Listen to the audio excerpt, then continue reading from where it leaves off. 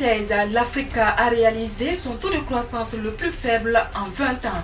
L'information a été donnée hier à Ouagadougou par l'économiste en chef pour la région Afrique à la Banque mondiale à Ouagadougou. 2 décès, 80 ménages touchés et 109 bétails emportés. C'est le bilan d'inondation survenu à Gorom Gorom dans la province de Lundala après une forte pluie de 5 heures dans la matinée du samedi 22 juillet 2017. En sport, le Burkina Faso a remporté hier sa première médaille au 8e jeu de la francophonie à Abidjan par l'entremise de Fabrice Zongo qui a remporté la médaille au triple saut. Voilà, c'est ce qui constitue la une de l'actualité de ce jour sur la radio B24. Mesdames et messieurs, bonjour et merci de nous rejoindre. La Banque mondiale a procédé hier lundi à Ouagadougou au lancement du rapport 2016 sur l'évaluation des politiques et institutions nationales pour toute la région Afrique. Le rapport révèle une baisse de la qualité des politiques et des institutions en Afrique subsaharienne, suivant les explications de Albert Zefak, économiste en chef pour la région Afrique à la Banque mondiale. Il est au micro de Jules César Kaboré. Comme vous le savez, en 2016, l'Afrique a réalisé son taux de croissance le plus faible en 20 ans. L'Afrique n'a cru que de 1,3% du PIB et c'est extrêmement faible, c'est inférieur à la croissance de la population.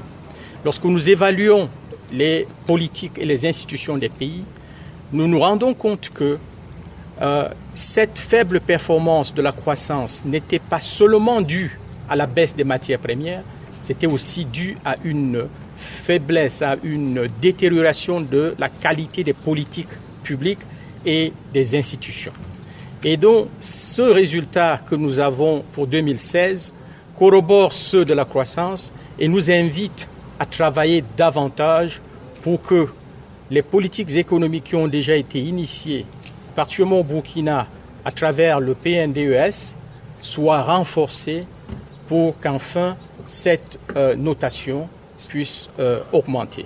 Le score du Burkina est de 3,6% en 2016, 3,6 sur 6 en 2016 et cela reste inférieur au score des pays comme le Rwanda qui réalise un score de 4 et cela est également inférieur à ceux des pays comme le Sénégal dans la sous-région qui réalise des performances extrêmement impressionnantes.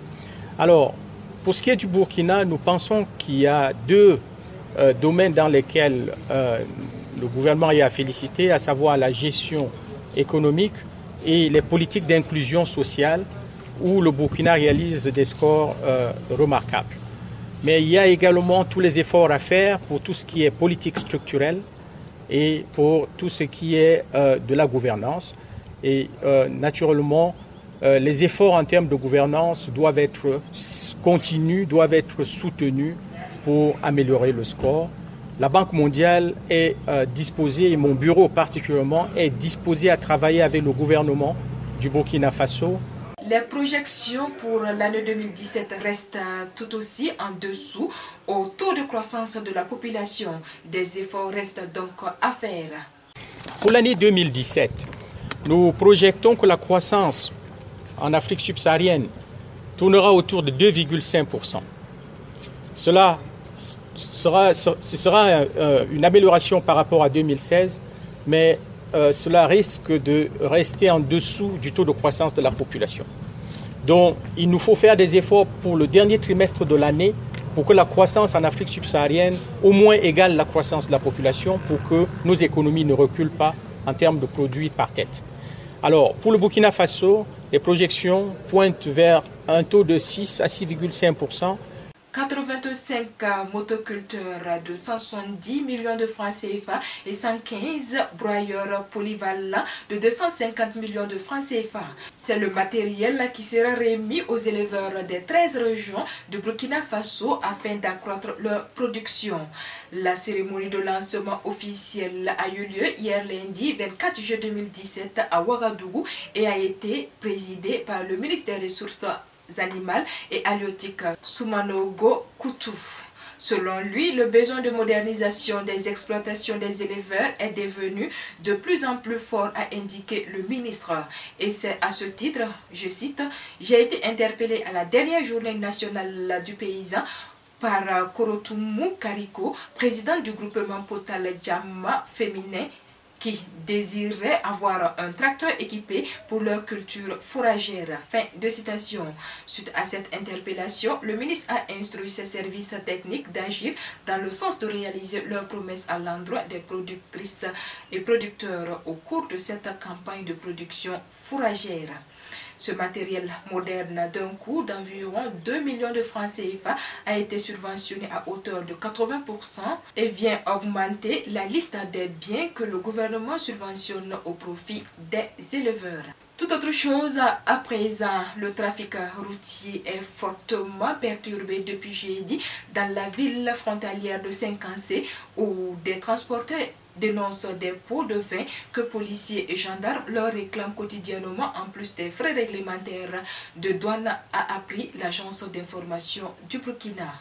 Alors que des textes de l'UEMOA fixent les frais douaniers à 25 000 francs CFA et à 10 000 francs CFA respectivement pour les droits d'entrée et de sortie, au niveau des postes de contrôle de police et de gendarmerie, les agents exigeraient des pots de vin avant de leur céder le passage, rapporte toujours l'AIB. Le mouvement de protestation en cours depuis jeudi à Saint-Cancé, près de la frontière togolaise, vise donc à faire cesser ces éventuelles perceptions irrégulières. Et comme je vous le disais en titre, 2 décès, 80 ménages touchés et 109 bétails emportés, c'est le bilan de l'inondation qu'a connu la ville de Gorom-Gorom, chef-lieu de la province de Lundala et les villages environnants après une forte pluie de 5 heures dans la matinée du samedi 22 juillet 2017. Selon l'agence d'information du Burkina, cette forte pluie intervient après une poche de sécheresse de près de 2 semaines dans la ville de Gorom-Gorom et les villages environnants.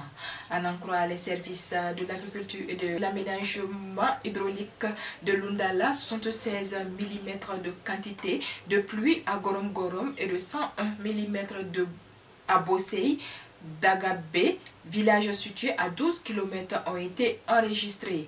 On dénombre 65 maisons d'habitation dans la ville de Gorom-Gorom et 15 autres à Kolel dans la commune d'Oursi qui se sont écroulés sous la furie des eaux.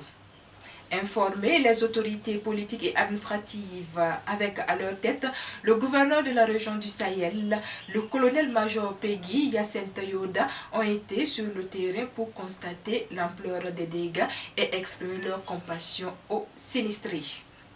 Un mot de sport dans ce journal-là. Le Burkinabé Fabrice Zango a remporté la médaille d'or au triple saut des 8e Jeux de la francophonie en réalisant un bond d'1,92 m hier lundi à Abidjan. Fabrice Zango bat du coup son record personnel à 16,89 et celui du Burkina 16,91 m qui était détenu par Olivier Sanou. Ce mardi, une autre médaille est attendue par la délégation burkinabé grâce à Marta Kouala au 100 m haies où elle est en finale.